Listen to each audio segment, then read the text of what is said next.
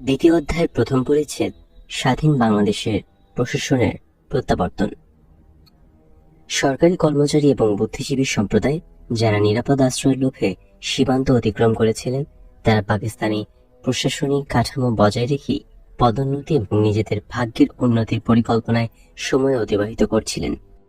আমলাদের মধ্যে দেশ গড়ে তোলার কোনো নতুন চিন্তাভাবনা বা উন্নয়ন কৌশল অবলম্বনের প্রয়াস দেখা যায়নি।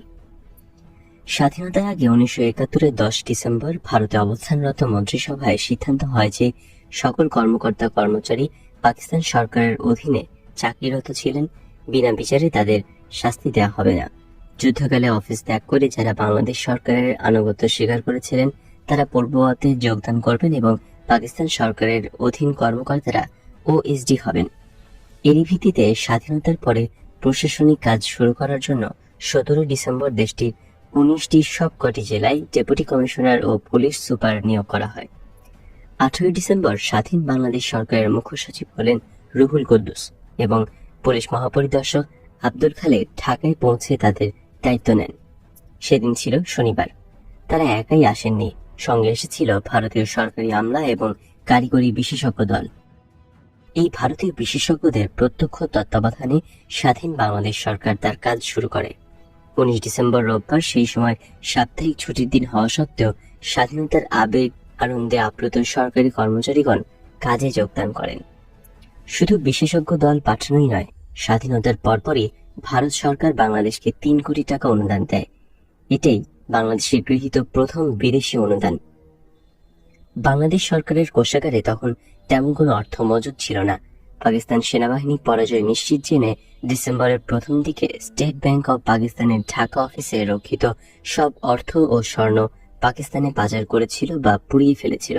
পাচার করার পরও 100 কোটি টাকার সমপরিমাণ নোট ঢাকায় থেকে যায়, যা পাকিস্তান বাহিনী শেষ মুহূর্তে জ্বালিয়ে দেয়।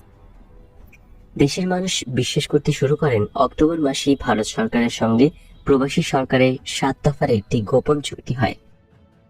সেই চুক্তির ধারাগুলো যা ছিল বলে প্রচারিত হয়, তাতে বাংলাদেশ রাষ্ট্রের কোনো স্বাধীন অস্তিত্বই থাকে না।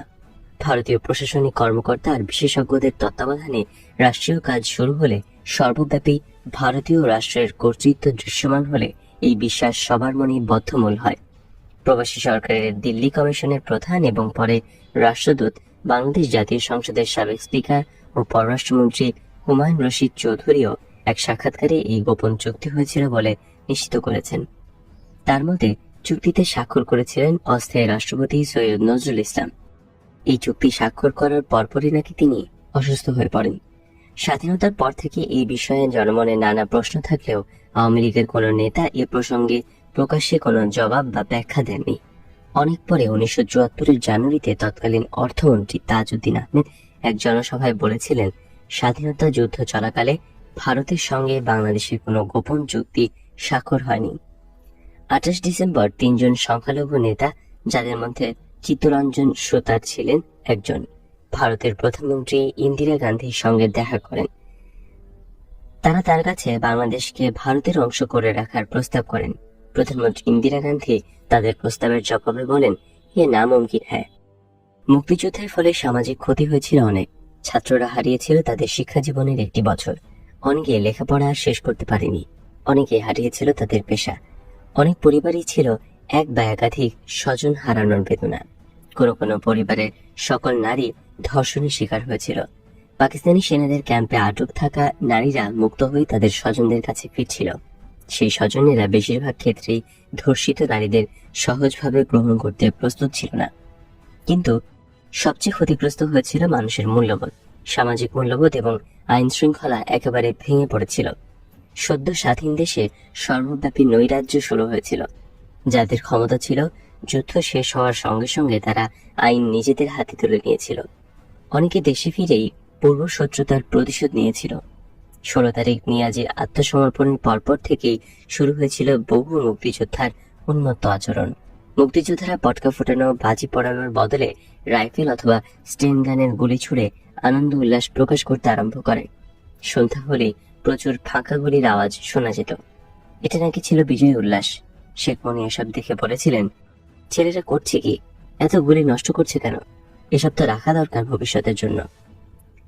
16 ডিসেম্বর রাত্রি থেকে বিজয় উল্লাসে মত্ত যেসব মুক্তিযোদ্ধা ঘুরে বেড়াচ্ছিল তাদের অনেকের হাতে ছিল AK-47 রাইফেল।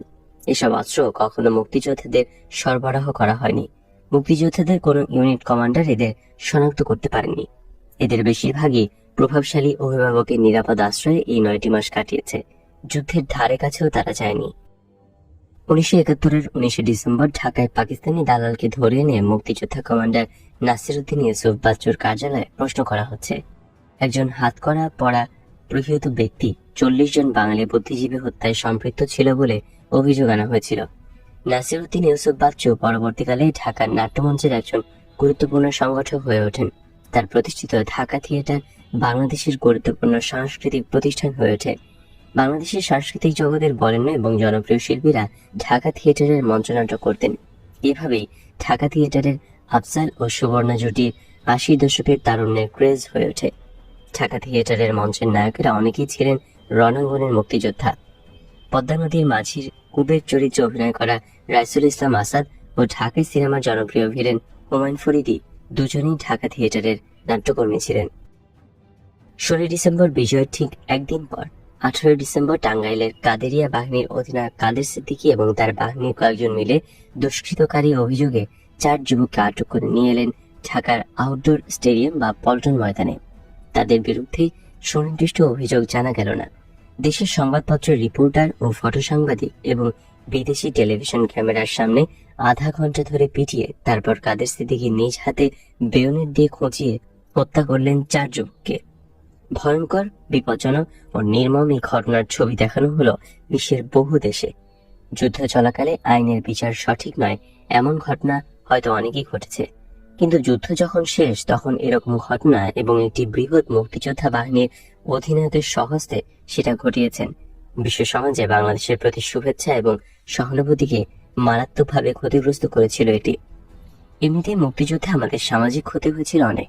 সবচেয়ে বড় ক্ষতিগ্রস্ত হয়েছিল সামাজিক মূল্যবোধ। আইন শৃঙ্খলা একেবারে ভেঙে পড়েছিল। বিজয় পরবর্তী কথিত মুক্তিযোদ্ধারা লুটতরাজ, দখলদারিতে মেতে উঠল। প্রকৃত মুক্তিযোদ্ধাদের একাংশ যোগ দিল এসবে। শীর্ষ রাজনৈতিক নেতৃত্ব এসব তৎপরতা প্রতিহত কিংবা এমন পরিস্থিতি সামাল দেওয়ার জন্য যোগ্য এবং প্রস্তুত ছিল কি?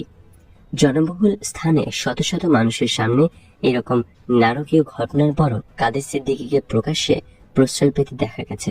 প্রকাশ্য জনসভায় সরকার প্রধান শেখ মুজিব তাকে উদ্দেশ্য করে বলেছিলেন, কাদের, তুই 4 জনকে মেরেছিস, 400 লোক মারলেও আমি তোকে কিছুই বলতাম না। এরাই পাকিস্তানি সেনাবাহিনী এবং তাদের সমর্থক বাহিনীর ফেলে যাওয়া অস্ত্র এবং পাকিস্তানি অস্ত্রাগার থেকে লুট করা অস্ত্র নিয়ে রাতারাতি মুক্তিযোদ্ধা বনে যায়। এদেরই একটি অংশ অন্যের গাড়ি, বাড়ি, স্থাবর অস্থাবর সম্পত্তি বিনামূল্যে বা নামমাত্র মূল্যে দখল করে নেয়। যারা কোনোদিন মুক্তিযুদ্ধের ধারে কাছে যায়নি তারাই 17 তারিখ রাস্তায় বের হয়ে দর্প করে, কেউ পায়ে হেঁটে, কেউ গাড়িতে, এদের কেউ কেউ অবাঙালিদের সম্পত্তি লুটপাট করতে শুরু করে। অন্যান্যদের উপর চড়াও হয়। এদের তখন নাম হয় 16th ডিভিশন, ষোড়শ বাহিনী, কারণ এর সূচনা হয়েছিল ডিসেম্বরের 16 তারিখ। অবাঙালিদের সম্পত্তি লুটপাট করার যে উৎসাহ দেখা গিয়েছিল এই 16 ডিভিশনের মধ্যে তা সীমাবদ্ধ ছিল না। তথাকথিত ভদ্রলোকরাও তাদের সমান উৎসাহী এবং সমান বিবেকবর্জিত ছিলেন। ষোড়শ ডিভিশনের এই ব্যাধি অচিরেই সংক্রমিত হয় মুক্তিযোদ্ধাদের একাংশের মধ্যে। ভারতের সাহায্য ছাড়াই মুক্তিযুদ্ধে দেশের ভেতরে থেকে এক অজেয় মুক্তিবাহিনী গড়ে তুলেছিলেন কাদের সিদ্দিকী।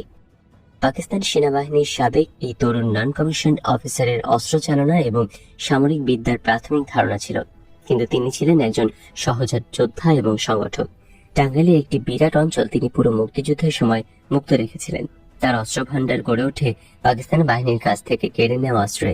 মুক্তিযুদ্ধে বীরত্বের জন্য তাকে বাঘা সিদ্দিকী বলে ডাকা হতো, কিন্তু 18 তারিখে এক নির্মম অসৈনিক সুলভ ঘটনার নেতৃত্ব দিয়েছিলেন তিনি ঢাকার আউটডোর স্টেডিয়ামে বিদেশি টেলিভিশন ক্যামেরার সামনে আধা ঘন্টাকাল পিটিয়ে তারপর নিজ হাতে বেয়নেট দিয়ে খুঁচিয়ে খুঁচিয়ে অজ্ঞাত অভিযোগে ধৃত 4 জন বন্দীকে নির্মমভাবে হত্যা করেন। অন্য অনেক বিদেশি সাংবাদিকদের সাথে সেই হত্যাকাণ্ডের সময় উপস্থিত ছিলেন তরুণ ইতালিয়ান সাংবাদিক ওরিয়ানা ফালাচি। এই হত্যাকাণ্ড নিয়ে তিনি একটি কঠোর প্রতিবেদন লিখেছিলেন। শেখ মুজিব পাকিস্তানের জেল থেকে ছাড়া পেয়ে দেশে ফিরলেও ওরিয়ানা আবারও ঢাকায় আসেন এবং পরপর 2 দিন তার সাক্ষাৎকার নেন তিনি। বহুদেশী আউটডোর স্টেডিয়ামের এই নির্মম ঘটনার ছবি দেখানো হয়। ফলে যুদ্ধের সময় বাংলাদেশের প্রতি বিশ্ব সমাজের যে শুভেচ্ছা এবং সহানুভূতি তৈরি হয়েছিল, তখন থেকে তাতে ভাটা পড়তে শুরু করে। এই বর্বর হত্যাকাণ্ড শীর্ষ রাজনৈতিক নেতৃবৃন্দকে বিচলিত করেনি, বরং কাদের সিদ্দিকী প্রকাশ্যেই প্রশ্রয় পেয়েছিলেন। তার অস্ত্র সমর্পণ অনুষ্ঠানে প্রকাশ্য জনসভায় শেখ মুজিব তাকে উদ্দেশ্য করে বলেন, কাদের, তুই 4 জনকে মেরেছিস, 400 লোককে মারলেও আমি তোকে কিছু বলতাম না।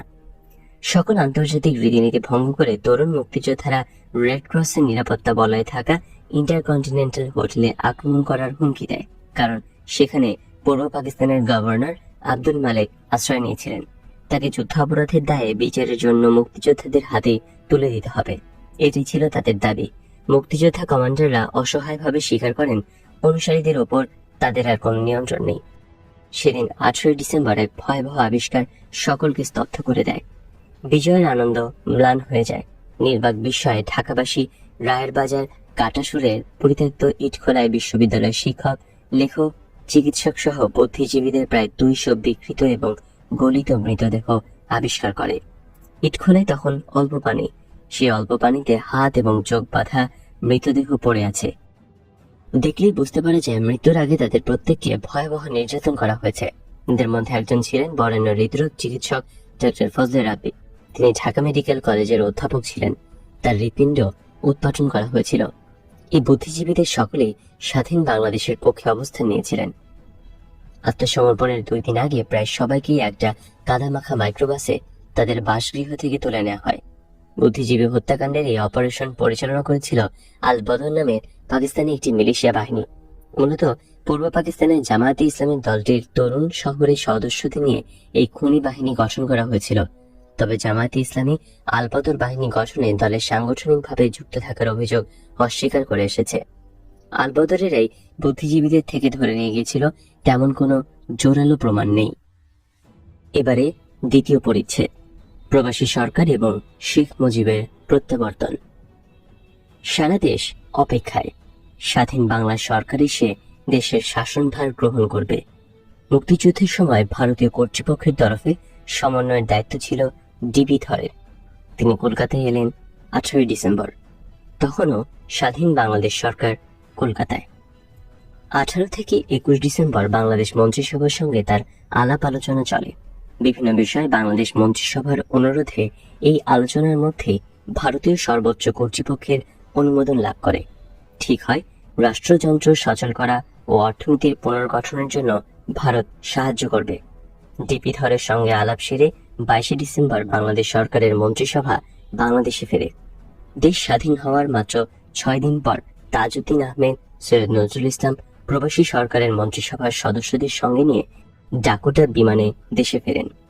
ঢাকাবাসী মুজিবনগর সরকারকে প্রাণ ঢালা সংবর্ধনা দেয়, কিন্তু স্বাধীন দেশে ফিরে আসার ক্ষেত্রে এই বিলম্বের কারণে দেশের মানুষের মধ্যে, বিশেষত শহরে মধ্যবিত্ত সচেতন অংশের মধ্যে তারা কিছুটা সমালোচিত হন।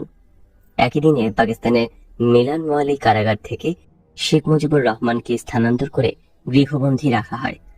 3রা জানুয়ারি করাচিতে আহত এক বিশাল জনসভায় পাকিস্তানের প্রেসিডেন্ট জুলফিকার আলী ভুট্টো উপস্থিত জনতাকে প্রশ্ন করেন, তিনি যদি শেখ মুজিবকে শর্তহীনভাবে মুক্তি দেন, তারা সেটা অনুমোদন করবে কিনা। সমবেত জনতা উচ্চস্বরে তা সমর্থন করে। আগের দিন 21 ডিসেম্বর ন্যাপের সভাপতি অধ্যাপক মোজাফর আহমেদ এক সংবাদ সম্মেলনে স্বাধীনতা সংগ্রামে সক্রিয়ভাবে অংশগ্রহণকারী রাজনৈতিক দলগুলোর প্রতিনিধিদের নিয়ে একটি অন্তর্বর্তীকালীন জাতীয় সরকার গঠনের প্রস্তাব দেন। তিনি মন্তব্য করেন, সব সংগ্রামী শক্তিকে আস্থায় নেয়া এবং তাদের কাজে লাগানো দরকার, এবং একটি জাতীয় সরকার এই কাজটি করতে পারে। সংগ্রামী শক্তি বলতে তিনি আওয়ামী লীগ, ন্যাপ, কমিউনিস্ট পার্টি, মাওলানা ভাসানীর দল, বাংলাদেশ জাতীয় কংগ্রেস, এই 5টি দলের নাম উল্লেখ করেন। তার এই বক্তব্য নিয়ে কিছুটা হইচই পড়ে যায়। আওয়ামী লীগ ছাড়া বাংলাদেশে আর কোনো দাবিদার আছে, এটা অনেকে ভাবতেই পারত না। 23 ডিসেম্বর আওয়ামী লীগের সমাজসেবা সম্পাদক KM ওবায়দুর রহমান সংবাদ সম্মেলন ডেকে বললেন, এই মুহূর্তে বিভিন্ন দলের সমন্বয়ে অন্তর্বর্তীকালীন সরকার নিয়ে মাথা ঘামানোর দরকার নেই, এটা শুধু মানুষকে বিভ্রান্ত করবে। সেদিন ঢাকায় অনুষ্ঠিত মন্ত্রিসভার প্রথম বৈঠকের মাধ্যমে শুরু হয় নতুন রাষ্ট্রের ঐতিহাসিক পথযাত্রা। মন্ত্রিপরিষদের প্রথম বৈঠকে বাংলাকে রাষ্ট্রভাষা, স্টেট ব্যাংককে বাংলাদেশ ব্যাংক মুক্তিযুদ্ধে শহীদদের স্মৃতির উদ্দেশ্যে স্মৃতিসৌধ নির্মাণের সিদ্ধান্ত এবং প্রেস ট্রাস্ট বিলুপ্ত ও যুদ্ধ চলাকালে অনুষ্ঠিত সব একাডেমিক ও পাবলিক পরীক্ষার ফলাফল বাতিল ঘোষণা করা হয়। 10 জানুয়ারি 1972-এ দেশে ফেরার প্রাক্কালে বঙ্গবন্ধু এয়ারপোর্টে দেয়া বক্তব্যের লিখিত টেক্সট। তিনি বলেছিলেন, গত 9 মাসে আমার দেশবাসী শতাব্দী অতিক্রম করেছে। তিনি বলেছিলেন, তিনি কোনো ঘৃণা বা বিদ্বেষ নিয়ে ফিরে যাচ্ছেন না। তিনি বেইনসাফির বদলে ইনসাফ প্রতিষ্ঠা করার জন্য ফিরে যাচ্ছেন, কিন্তু বাস্তবে সেটা আর ঘটেনি। 25 ডিসেম্বর প্রধানমন্ত্রী তাজউদ্দিন আহমেদ বঙ্গভবনে এক সংবাদ সম্মেলন করেন। প্রস্তাবিত জাতীয় সরকার সম্বন্ধে তিনি মন্তব্য করেন, নির্বাচিত গণপ্রতিনিধিদের নিয়ে একটি জাতীয় সরকারই গঠিত হয়েছে। তিনি আরো বলেন, 5 দলীয় উপদেষ্টা কমিটি বৈধ থাকবে এবং কমিটির সব সদস্যই ঢাকায় ফিরে এলে এর বৈঠক অনুষ্ঠিত হবে। তবে প্রতিশ্রুতি অনুযায়ী সেই 5 দলীয় উপদেষ্টা কমিটির বৈঠক আর কখনো অনুষ্ঠিত হয়নি।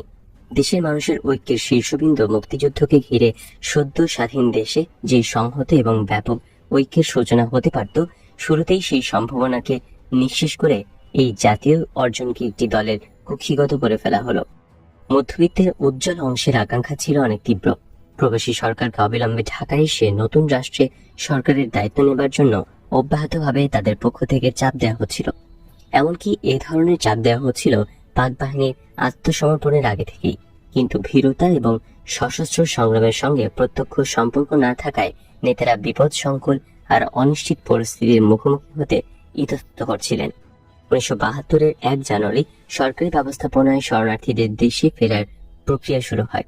23 জানুয়ারির মধ্যে মোট 98,93,000-এর মধ্যে 50 লাখ শরণার্থী প্রত্যাবর্তন করে।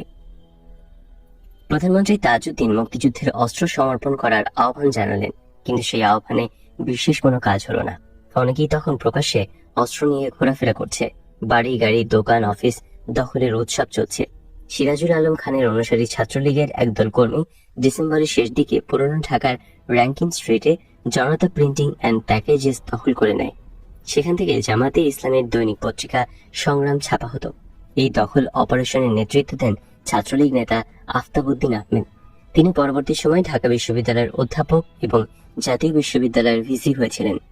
এই প্রেস থেকেই গণকণ্ঠ পত্রিকা ছাপা হতে থাকে, যা পরবর্তী সময় জাসদের মুখপত্র হিসেবে পরিচিত হয়। শেখ ফজলুল হক মনির মুখ পিছিয়ে থাকবে কেন? তারাও দলবল নিয়ে দৈনিক পাকিস্তান, যা পরে দৈনিক বাংলা নামে প্রকাশিত হয়েছিল, এবং মর্নিং নিউজ অফিস দখল করতে চান। ঘটনাক্রমে ওই ভবনটির বারান্দায় দাঁড়িয়েছিলেন বাংলাদেশের ভারপ্রাপ্ত তথ্য সচিব বাহাউদ্দিন চৌধুরী। তিনি শেখ মনিকে ধমক দিয়ে বলেন, খবরদার, আমি যতক্ষণ আছি এক পাও এদিকে নয়। শেখ মনি আর সামনে অগ্রসর হওয়ার সাহস পাননি।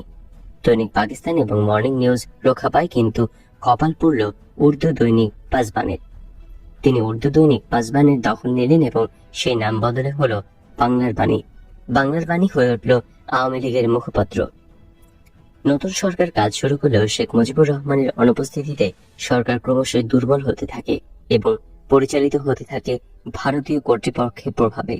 ওদিকে পাকিস্তানের প্রেসিডেন্ট ভুট্টো 8 জানুয়ারি ভোর রাত 3টায় রাওয়ালপিন্ডির বিমানবন্দরে শেখ মুজিবকে বিদায় জানান। সেদিন স্থানীয় সময় সকাল 6:30টায় তিনি লন্ডনে পৌঁছেন। তার জন্য রেড ক্রসের একটি বিমান ভাড়া করেছিল ভারত সরকার, কিন্তু সেই বিমানে তিনি পাকিস্তান ত্যাগ না করে প্রথমে লন্ডনে যেতে চান। 9 মাস ঘটে যাওয়া ঘটনা বলে না জানা পর্যন্ত তিনি ভারত প্রসঙ্গে একটি নিরপেক্ষ অবস্থান বজায় রাখতে চেয়েছিলেন। লন্ডন থেকে শেখ মুজিবুর রহমান টেলিফোনে কথা বললেন ব্রিটেনের প্রধানমন্ত্রী এডওয়ার্ড হিথ, ভারতের প্রধানমন্ত্রী ইন্দিরা গান্ধী আর বাংলাদেশের প্রধানমন্ত্রী তাজউদ্দিন আহমেদের সঙ্গে। লন্ডনে তিনি এক জনাকীর্ণ সাংবাদিক সম্মেলনে বক্তব্য দেন। হিথ্রো বিমানবন্দরে বিমান থেকে নামার পর প্রথম কথা হয় বিবিসি ওয়ার্ল্ড সার্ভিসের পূর্ব পাকিস্তান বিভাগের সিরাজুর রহমানের সঙ্গে। তিনি বিবিসিতে বাংলাদেশের স্বাধীনতা যুদ্ধ বিষয়ক সংবাদসমূহের আন্তর্জাতিক পরিবেশনার সমন্বয়ের দায়িত্ব পালন করতেন। তিনি উচ্ছ্বসিতভাবে মুজিবকে বলে উঠলেন, আপনি প্রেসিডেন্ট হয়েছেন। শেখ মুজিব বললেন, আমি আবার কিসের প্রেসিডেন্ট হলাম? উনি বললেন, আপনি তো দেশে ছিলেন না মুজিব ভাই। আপনার নামে আমরা গোটা দেশকে একত্র করে ফেলেছি, আমরা দেশ স্বাধীন করে ফেলেছি। শেখ মুজিব গভীর আবেগে সিরাজুর রহমানকে জড়িয়ে ধরলেন। জড়িয়ে ধরে হু হু করে কাঁদতে শুরু করলেন। দুজনেই কাছে। এর মধ্যে আরো অনেকেই এলেন, জাকারিয়া খান চৌধুরী, প্রফেসর সুরাই আলম প্রমুখ। সবাই ধীরে সুস্থে তার পাশে বসলেন। গল্পগুজব করতে করতে শেখ মুজিব বললেন যে মুক্তিযুদ্ধ হলো, কিন্তু কিভাবে হলো? সেটা সংক্ষেপে বর্ণনা করা হলো। তিনি জানতে চাইলেন কেমন ক্ষয়ক্ষতি হয়েছে। ক্ষয়ক্ষতির একটা প্রাথমিক ধারণা দেওয়ার পর শেখ মুজিব হতবাক। বললেন, তুই তো ভয়াবহ কথা বলছিস, কত লোক মারা গেছে রে? উনি বললেন, কত লোক মারা গেছে কেউ তো হিসাব করেনি, তবে বিভিন্ন মিডিয়া, বিদেশি সংবাদপত্রে যে সাংবাদিকরা যাচ্ছেন, ভারতীয় সাংবাদিকরা খবর দিচ্ছেন, সব মিলিয়ে আবু সাইদ চৌধুরীকেও আমরা বলেছি, সাংবাদিকদেরও বলেছি, এ পর্যন্ত প্রায় 3 লাখ বাংলাদেশি মারা গেছে। শেখ মুজিব লন্ডনে পৌঁছে 3 ঘন্টা বিমানবন্দরে অবস্থান করেন। বিমানবন্দরের সাংবাদিকদের সঙ্গে বিস্তারিত আলাপ না করে বলেন, আপনারা দেখতেই পাচ্ছেন আমি সুস্থ আছি, বেঁচে আছি। এই মুহূর্তে শুধু আপনারা আমাকে দেখুন, কিছু শোনার আশা করবেন না। তাই এখন আর আমি বেশি কিছু বলতে চাই না, সম্ভবত আজকের পরে একটা বিবৃতি দিতে পারি। 3 ঘন্টা পর শেখ মুজিব বিমানবন্দর থেকে ডক্টর কামাল হোসেনের সঙ্গে ওয়েস্ট এন্ড ক্ল্যারিজেস হোটেলের উদ্দেশ্যে রওনা দেন। এই ক্ল্যারিজেস হোটেলে শেখ মুজিবুর রহমান সাংবাদিকদের মুখোমুখি হন। সেখানে বসে তাজউদ্দিনকে ফোন করা হয়। বাংলাদেশে অস্থায়ী সরকারের প্রধানমন্ত্রীকে বলা হলো, হ্যালো তাজউদ্দিন, আমি এখন সাংবাদিকদের দিয়ে পরিবেষ্টিত, আমি তাদের কাছে কি বলবো? আমার প্রিয় দেশবাসী কেমন আছে? পাকিস্তানের সামরিক জান্তা আমার দেশবাসীকে হত্যা করেছে। জবাবে তাজউদ্দিন বললেন, বর্বর পাকিস্তানি সামরিক জান্তা বাংলাদেশের লাখ লাখ মানুষকে হত্যা করেছে এবং অসংখ্য লোককে দেশছাড়া করেছেন। তিনি বলেন, আমি এখানে আর এক মুহূর্ত থাকতে রাজি নই, আমি আমার জনগণের কাছে ফিরে যেতে চাই। শেখ মুজিব সাংবাদিকদের জানান তিনি আগামীকাল বা পরের দিন ঢাকায় ফিরবেন বলে আশা করেছেন। বাংলাদেশ শিগগিরই জাতিসংঘে সদস্য পদের জন্য অনুরোধ করবে। বাংলাদেশের দাবিকে সমর্থনের জন্য ভারত, সোভিয়েত ইউনিয়ন, পোল্যান্ড ও ফ্রান্সকে ধন্যবাদ জানান তিনি বলেন, বাংলাদেশ এখন অবিসংবাদিত সত্য এবং এদেশকে বিশ্বের স্বীকৃতি দিতেই হবে। আমি জানতাম বাংলাদেশ মুক্ত হবে। লন্ডনে সাংবাদিকদের মুখোমুখি হওয়ার জন্য সম্মেলন কক্ষে প্রবেশের সময় শেখ মুজিব জয় বাংলা স্লোগান দিয়ে তাদের অভিনন্দিত করেন। এটা জানতাম বাংলাদেশ হবেই। আমার দেশের লাখ লাখ লোককে হত্যা করা হয়েছে, নিষ্ঠুর অত্যাচার চালিয়ে হত্যা করা হয়েছে। বেঁচে থাকলে হিটলারও লজ্জা পেত। ব্রিটিশ সাংবাদিক ডেভিড ফ্রস্টের সাথে এক ইন্টারভিউয়ে তিনি প্রথম 30 লাখ শহীদের কথা উল্লেখ করেন। বাংলাদেশে ফিরে এসেও তিনি রেসকোর্সের ভাষণে শহীদ মানুষের সংখ্যা 30 লাখ বলেছিলেন। দিল্লিতে 8 জানুয়ারি 1972 সূর্যোদয় হলো প্রাত্যহিক স্বাভাবিকতায়। সময়ের ব্যবধানে লন্ডনে তখন গভীর রাত। 2 মহাদেশ ভরা অন্ধকার চিরে পিআই এর বিশেষ বিমানটি তখন লন্ডনের পথে। দিল্লির চাণক্যপুরের ছক্কাটা সুপ্রশস্ত রাজপথ তাদের সদিচ্ছাবাহী নাম ফলকের সারি আর সুবিন্যস্ত উদ্যানরাজি কুয়াশার আবরণ থেকে ধীরে ধীরে চোখ মেলল। জনবিরল রাজপথে নির্ধারিত ক্রমিকতায় অবতীর্ণ হলো সাইকেল, স্কুটার, বাস আর 70-এর দশকের দিল্লিতে আরোহীর বৃত্ত কিংবা পদমর্যাদার অথবা দৈরি বার্তা সহ অ্যাম্বাসেডর গাড়িতে উপবিষ্ট কর্মগামীদের ছাড়।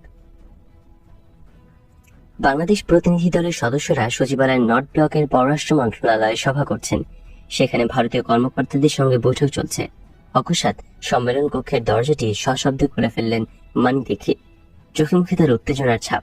এইমাত্র খবর এসেছে শেখ মুজিব মুক্তি পেয়েছেন। খবর এসেছে তিনি ইতিমধ্যে পাকিস্তান ত্যাগও করেছেন। ভেঙে গেল বৈঠক। সম্মেলন কক্ষ ভেঙে পড়ল স্বতঃস্ফূর্ত করতালিতে। 2 দিন পর 10 জানুয়ারি ব্রিটিশ প্রধানমন্ত্রীর দেয়া বিমানে তিনি নামেন দিল্লিতে। সে অবিশ্বাস্য সকাল। পালাম বিমানবন্দর। 8:10 ব্রিটিশ প্রধানমন্ত্রীর রূপালী কমেট বিমান ধীরে ধীরে এসে সশব্দে সুস্থির। তার শব্দহীন কর্ণভেদী নীরবতা। সিঁড়ি লাগলো, খুলে গেল দ্বার। দাঁড়িয়ে সহাস্যে সুদর্শন দীর্ঘকায় রিজু নবীন দেশের রাষ্ট্রপতি। অকস্মাৎ এক নির্বাক জনতার ভাষাহীন জোয়ারের মুখোমুখি। সুউচ্চ কণ্ঠে উচ্চারণ করলেন তিনি আবেগের বাঁধা ভাঙা 2টি শব্দ, জয় বাংলা। করতালি, উল্লাস, আলিঙ্গন, তারপর আবেগের অশ্রুতে এক মোহময় দৃশ্য। সেদিন বিমানবন্দরে হাজারো গণমান্য মানুষের ভিড়েও জলজলে স্মৃতি হয়ে আছে গাঢ় ধূসর বর্ণের গলাবন্ধ স্যুট আর কালো ওভারকোট পরিহিত নবীন দেশের এই রাষ্ট্রপ্রধানের ছবি। শীতের হিমেল হাওয়ায় অসংখ্য সম্ভাষণ, তার আলিঙ্গনে তার ঘন কালো চুল কিছুটা অবিন্যস্ত। স্বাধীন বাংলাদেশের অভিজ্ঞতায় এই প্রথমবারের মতো দিল্লির আকাশে বাতাসে প্রতিধ্বনিত হলো আমাদের রাষ্ট্রপতির সম্মানে 21 বার তোপধ্বনি। কুচকাওয়াজ পরিদর্শন, তারপর ব্রাস ব্যান্ডে আমার সোনার বাংলা আর জনগণমন, 2টি দেশকে উপহার দেয়া বাংলার এক অমর কবির 2টি গানের সুমধুর সুর। বিমানবন্দরে তার আনুষ্ঠানিক ভাষণে তিনি ভারত এবং ভারতবাসীকে ধন্যবাদ জানালেন। আমার এই যাত্রা বাস্তবায়নের প্রচেষ্টায় আপনারা অক্লান্ত পরিশ্রম করেছেন বিরোচিত আত্মত্যাগ। তিনি স্মরণ করলেন তার দেশবাসীকে। আমার মানুষের কাছ থেকে যখন আমাকে ছিনিয়ে নেওয়া হয়েছিল তারা কেঁদেছিল, আমি যখন কারাগারে তারা চালিয়েছিল সংগ্রাম, আর আজ আমি যখন ফিরছি তারা বিজয়ী। তিনি বললেন, এই যাত্রা অন্ধকার থেকে আলোয়, বন্দিত্ব থেকে স্বাধীনতায়, নিরাশা থেকে আশায়। 9 মাসের ব্যবধানে সেই সময়টুকুতেই আমার মানুষ শতাব্দী অতিক্রম করেছে। বিজয়কে শান্তি, প্রগতি আর উন্নতির পথে চালিত করতে আমি ফিরছি। এই সান্ত্বনায় ফিরছি যে অবশেষে অসত্যের উপর সত্যের, উন্মাদনার উপর মঙ্গলের বিজয় হয়েছে। বক্তৃতার সময় শেখ মুজিবের অশ্রুসিক্ত চোখ, সেই অশ্রুতে মিশেছিল ভালোবাসা, গর্ব আর আনন্দ। দিল্লিতে তাকে এক নজর দেখার জন্য হাজার হাজার মানুষ তীব্র শীত উপেক্ষা করে রাষ্ট্রপতি ভবন থেকে ক্যান্টনমেন্ট প্যারেড গ্রাউন্ডের রাস্তায় অপেক্ষা করছিল। কিন্তু অনির্ধারিত পথে শেখ মুজিবের শোভাযাত্রা রাষ্ট্রপতি ভবনে পৌঁছানোর কারণে অনেকেই তাকে দেখার সৌভাগ্য থেকে বঞ্চিত হন। সেই ভবনে ভারতের প্রধানমন্ত্রী ইন্দিরা গান্ধীর সঙ্গে তার বৈঠক হয়।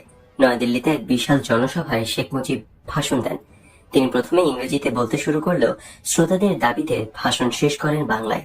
তিনি বলেন, বাংলার দুঃখমোচনে ভারতের সাহায্য ও সহযোগিতা অবিস্মরণীয় হয়ে থাকবে।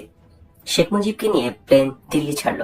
প্লেনে সহযাত্রী ছিলেন আব্দুস সামাদ আজাদ, সপরিবারে কামাল হোসেন, ইন্স্যুরেন্স জগতে সুপরিচিত গোলাম মাওলা, সাংবাদিক আতাউস সামাদ আর ফারুক চৌধুরী। ৭১-এর যুদ্ধকালীন পুরো 9 মাস টিক্কা নিয়াজি, ইয়াহিয়া ভুট্টো, মোনায়েম খাঁর সাথে পাকিস্তানি সামরিক জান্তার দালাল ডক্টর কামাল হোসেনের নামটিও স্বাধীন বাংলা বেতার কেন্দ্র থেকে ঘৃণা ভরে বারবার উচ্চারিত হয়েছে। স্বাধীন বাংলা বেতার কেন্দ্র থেকে M.R. আক্তার মুকুল তার চরমপত্রের ভাষায় পাকিস্তানি জামাই কামাইল্লাকে নিয়ে 3টি চরমপত্র পাঠ করেছিলেন। সম্ভবত এ কারণে মুক্তিযুদ্ধে গুরুত্বপূর্ণ অবদান রাখা সত্ত্বেও M.R. আক্তার মুকুলের ভাগ্যে কোনো রাষ্ট্রীয় পুরস্কার বা সম্মান জোটেনি।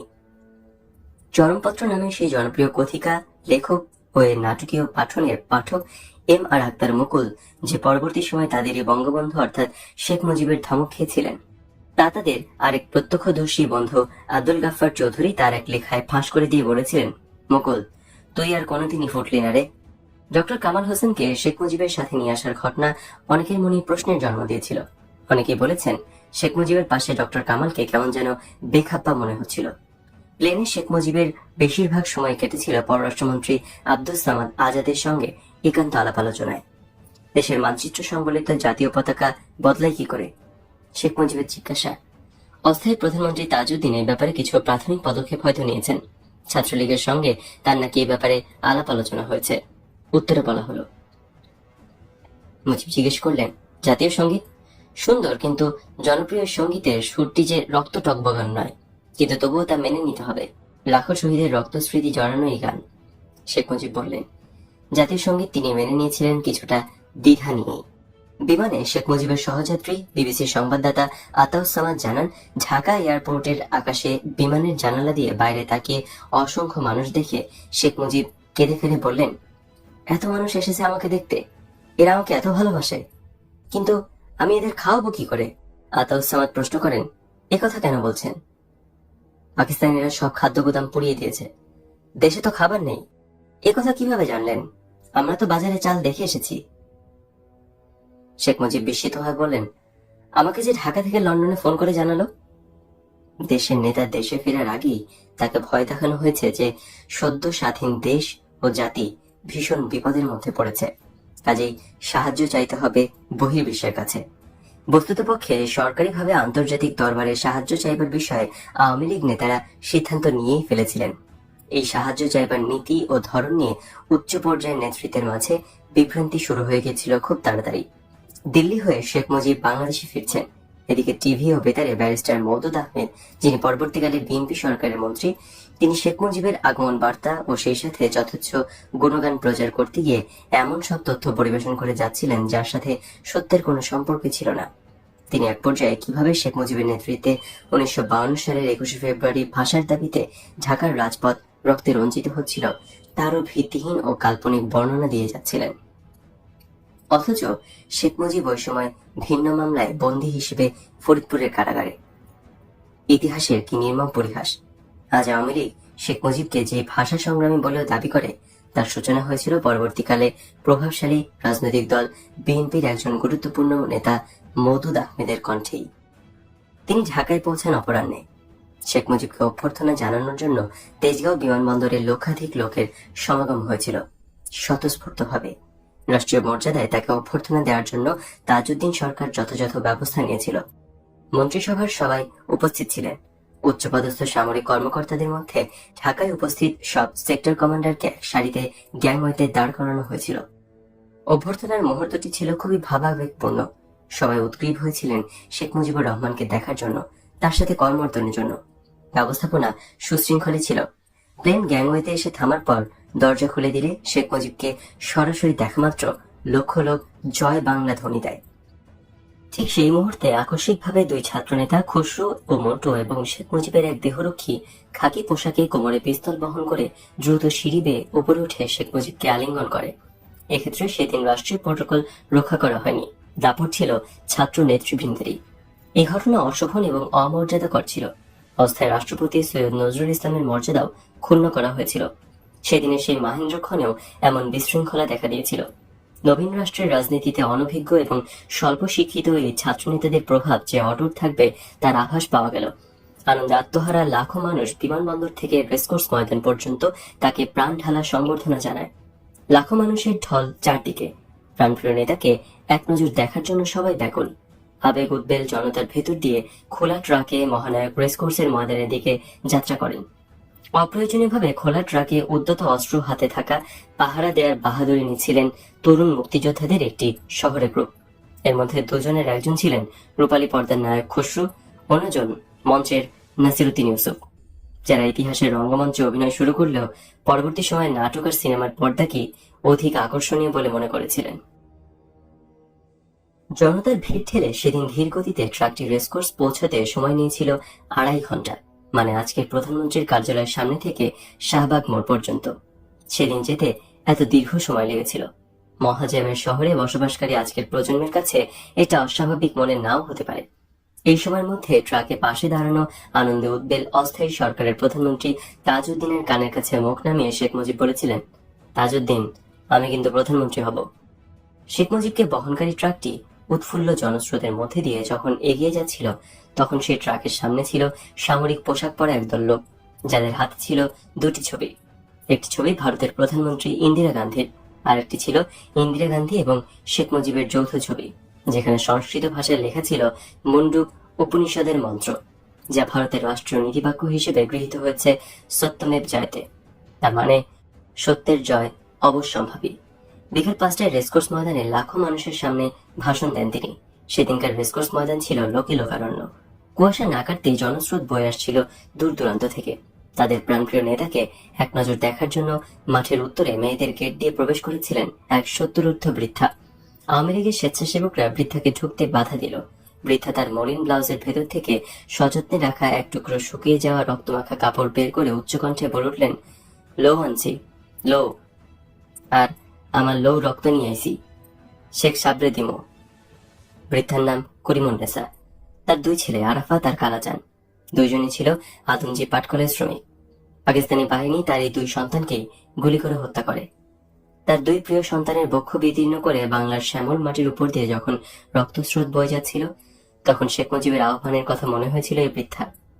রক্ত যখন দিয়েছি, রক্ত আরো দেব, এদেশের মানুষকে মুক্ত করে ছাড়বো ইনশাল্লাহ। করিমুন্নেসা জানতেন একদিন শেখ মুজিব স্বাধীন দেশে ফিরে আসবেন। তিনি পুত্রশোক ভুলে তার সন্তানের রক্তমাখা এই কাপড় সযত্নে তুলে রেখেছিলেন আত্মত্যাগের অকাট্য প্রমাণ প্রাণাধিক প্রিয় নেতার হাতে তুলে দেওয়ার জন্য। আজ সেই কাঙ্ক্ষিত দিন। করিমুন্নেসা পুত্রের লৌ অর্থাৎ রক্ত দিয়ে অর্ঘ্য তুলে দেবেন তার প্রিয় নেতার হাতে। করিমুন্নেসা অস্থির হয়ে জিজ্ঞেস করলেন, কোন সময় আইব? তারে দেখলে আমার সব দুঃখ শেষ হইব। শেখ মুজিবুর রহমান হয়ে উঠেছিলেন কোটি কোটি বঞ্চিত মানুষের স্বপ্নের নেতা, যার অলৌকিক স্পর্শে তাদের সব দুঃখের অবসান হবে বলে তারা বিশ্বাস করেছিল। রমনার রেসকোর্স ময়দানের জনসভাস্থলে বঙ্গবন্ধুর ভাষণ শোনার জন্য সকাল থেকেই মানুষের ঢল নেমেছিল। নতুন রাষ্ট্রের আনকোড়া অনভিজ্ঞ মন্ত্রীরা মঞ্চে উঠলেন। শেখ মুজিবের সাথে ডক্টর কামাল হোসেনও মঞ্চে উঠলেন। কামাল হোসেন মঞ্চে উঠে দাঁড়ালে জনতা ক্ষিপ্ত হয়ে প্রতিবাদ জানায়। সে সময় শেখ মুজিব শেখ আব্দুল আজিজ, যিনি আওয়ামী লীগের প্রতিষ্ঠাতা সদস্য এবং পরে শেখ মুজিবের তথ্য, কৃষি এবং যোগাযোগ মন্ত্রী ছিলেন, তাকে বললেন, কামাল সম্পর্কে জনতাকে কি বলবো? উনি বলেন, তুমি যেটা ভালো মনে করো সেটাই বলো। উল্লেখ্য, শেখ আব্দুল আজিজ শেখ মুজিবকে তুমি বলেই সম্বোধন করতেন। ডক্টর কামাল হোসেন যে আমার সাথে জেলে ছিল এটা বলবো? শেখ আব্দুল আজিজ ছোট করে উত্তর দিলেন, তাই বলো। শেখ মুজিব উত্তেজিত এবং ক্ষিপ্ত জনতাকে বললেন, আপনারা গোলমাল করবেন না, কামাল হোসেন আমার সাথেই জেলে ছিল। কিন্তু প্রকৃত ঘটনা হচ্ছে, মুক্তিযুদ্ধের সময় কামাল হোসেন মুক্ত অবস্থায় পাকিস্তানে অবস্থান করছিলেন।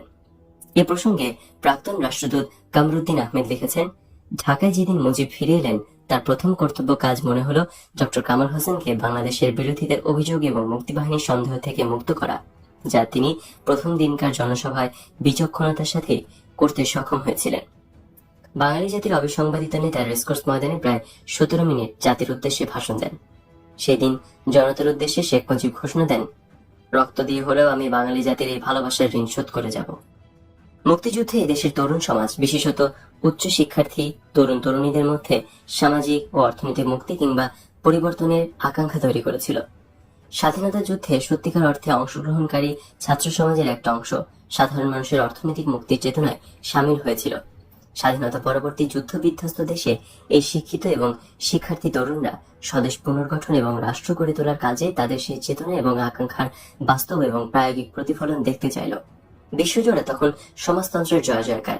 এশিয়া, আফ্রিকা, ল্যাটিন আমেরিকা এবং সমগ্র পূর্ব ইউরোপ জুড়ে তখন কমিউনিস্ট রাজনৈতিক মতাদর্শের ঢল বেয়ে চলছে।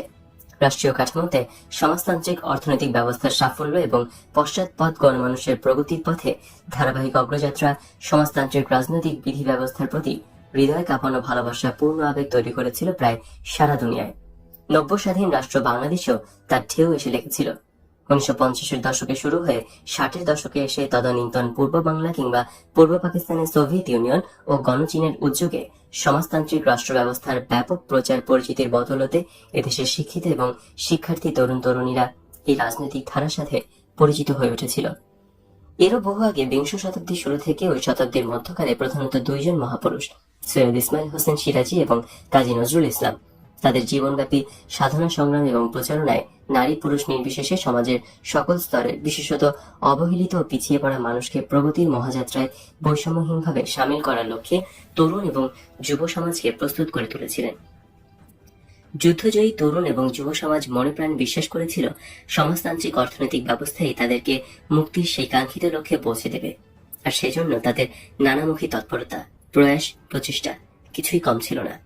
কিন্তু ক্ষমতাসীন মহল শুরুতেই তাদের শত প্রতিশ্রুতি আর মন ভোলানো অঙ্গীকার জলাঞ্জলি দিয়ে কায়েমি স্বার্থবাদী চরিত্রে আত্মপ্রকাশ করল রাজনীতির মঞ্চে। দুনিয়া জোড়া হতভাগ্য আর পিছিয়ে থাকা মানুষের জীবনধারায় পরিবর্তনের জোয়ার এনেছিল যে দুই মহাপুরুষের চিন্তাধারা, সেই কার্ল মার্কস আর মাও সেতুং এর রাজনৈতিক অর্থনৈতিক মতবাদ ও মতাদর্শের প্রতি অত্যন্ত সম্মানজনকভাবে নেতিবাচক উক্তি এবং প্রচারণা চালাত শাসক দলের ছাত্র সংগঠন। শাসক গোষ্ঠী যখন রাষ্ট্র ক্ষমতাকে চিরস্থায়ীভাবে দখলে রাখার স্বপ্নে বিভোর, হাজির করেছিল মুজিববাদ নামের অন্তঃশ্বাস শূন্য তাৎপর্যহীন স্লোগান, যার কোনো ওজনদার কিংবা কোনো গ্রহণযোগ্য ব্যাখ্যা তারা জাতির সামনে পেশ করতে পারেনি।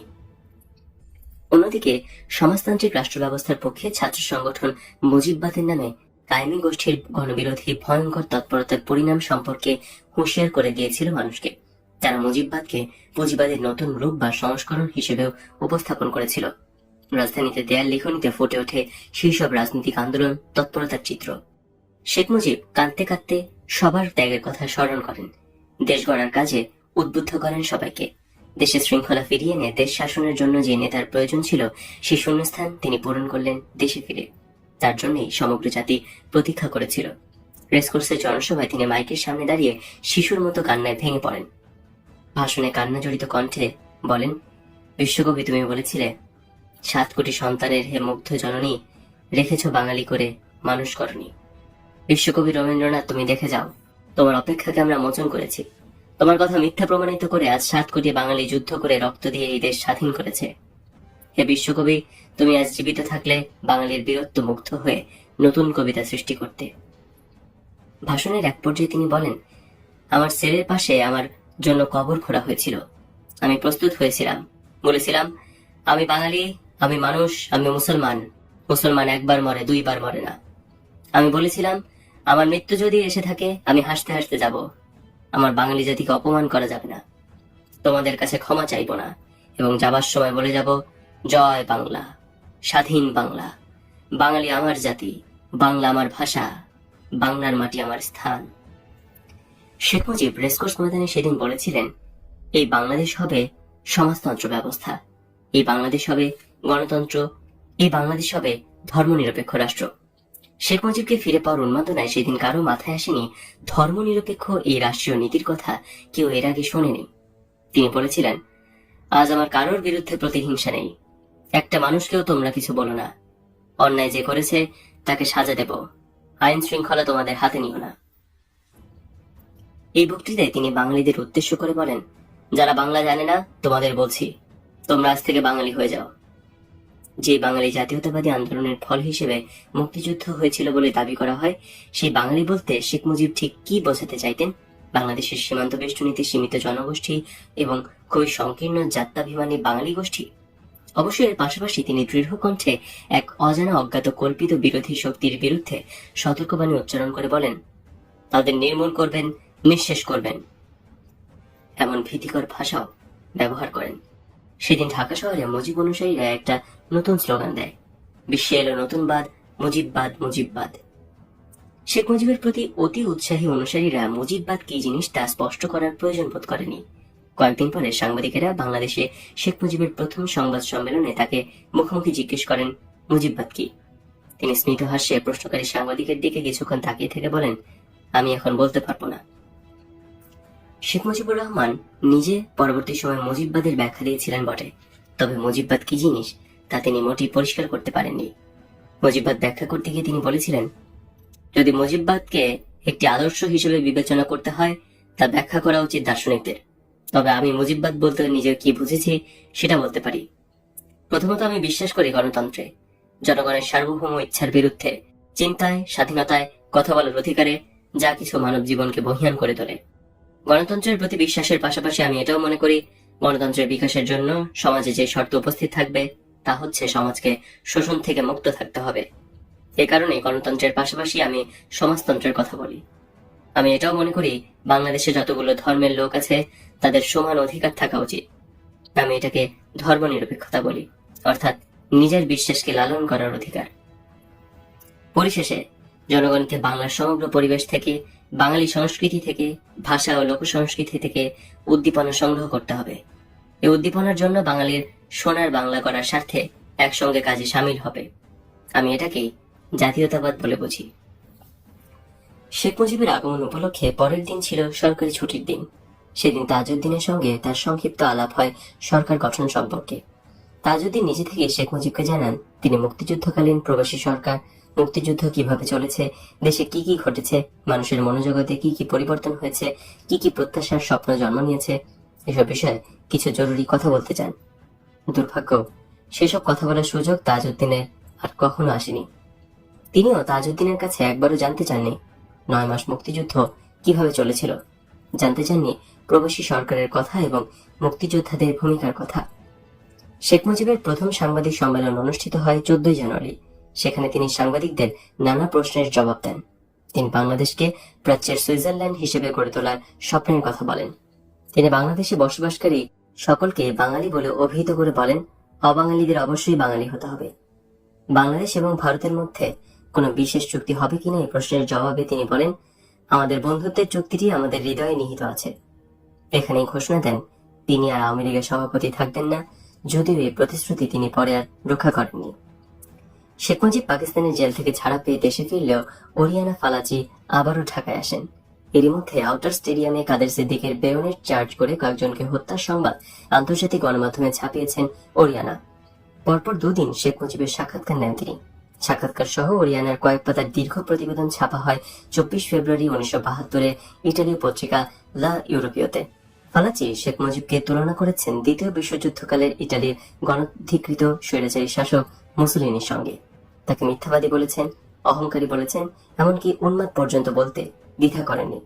26শে মার্চ তিনি নিহত না হয়ে গ্রেপ্তার কেন হলেন তার ব্যাখ্যা জানতে চেয়ে ওরিয়ানা সন্দেহ প্রকাশ করেছেন ভুট্টোর সঙ্গে তার হয়তো কোনো গোপন আঘাত ছিল।